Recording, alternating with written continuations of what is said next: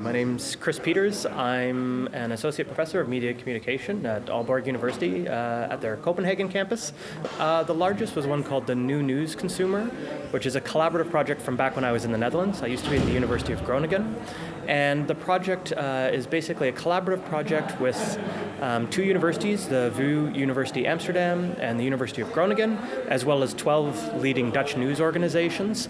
And the idea of the project was to sort of look at how the changing landscape is impacting news audiences. And specifically, we wanted to look at how news audiences were engaging with new forms of storytelling, new ways that journalism was being told and that they could engage with, and also more sort of politically, in terms of civic engagement, how all the changing sort of hybrid media ecology is impacting the way that audiences use news as a tool to form publics and to connect over public issues and public affairs.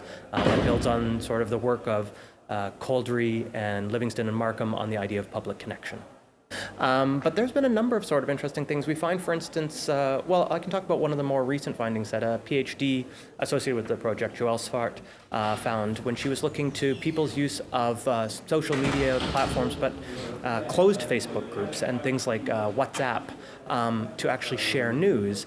And for instance, what she found was that people were increasingly within their work communities or things like that using closed media to discuss news issues increasingly, because more public forums, like for instance posting a news article on a Facebook feed or tweeting about something, was actually considering a very face-threatening behavior.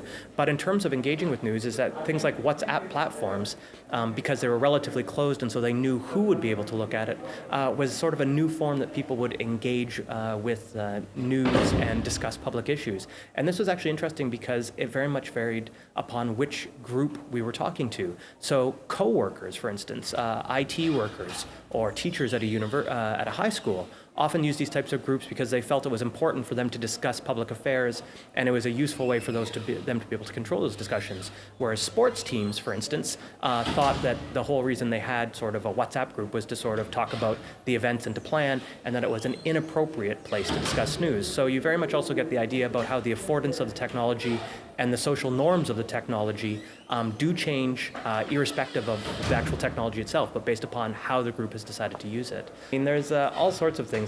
For instance, within the Netherlands, again, because this is where this research is being done. So Marcel Boersma and Joelle Svart and I have published a couple papers on how people are still relying quite heavily upon regional news as a key information source, and also the national public broadcaster. So some of the fears that people have had about sort of the decline of local journalism and public service broadcasting isn't necessarily borne out by how people subjectively say that news matters to them. So again, even if they don't go to it ritually like they used to every day, they still, especially in times of crisis or when there's an issue that sort of perks up on the screen and gets their attention, they still turn to regional papers, regional broadcasters, and the National Public Service Broadcasting. So there is hope. Well, right now, myself and Kim Schroeder from Roskilde University are developing a project trying to look at how people develop news habits or news repertoires over time. There's been a lot of work that's gone on in journalism studies, rightfully so, I would say, over the past 5 years, that tries to figure out what people are doing now. The project I was talking about, the New News Consumer, actually does precisely that. How are people experiencing the changes in news? What are they doing now? Kim's done similar work on Q-sort and cross-media repertoires, but we're increasingly wondering, where does this come from? Classic media studies texts show us, not necessarily about journalism, but that a lot of the habits that we form in life come from sort of the visible things that we see. For instance, people start watching news because they saw their parents watching the news nightly, and then when they become adults, that sort of practice transforms. But what happens when we don't see those practices anymore? Because increasingly we all have a smartphone. So my kid has no idea if I'm looking at news or Facebook or whatever, right? So is he going to learn the same sort of things? What activates the urge for people to choose to follow the news? Or conversely, what sort of thing causes them to tune out? What are the processes behind it? We know a lot about what people are using in terms of devices right now, how frequently they say they use their smartphone versus a television. But what we don't know so much anymore is why they choose to do this in the first place.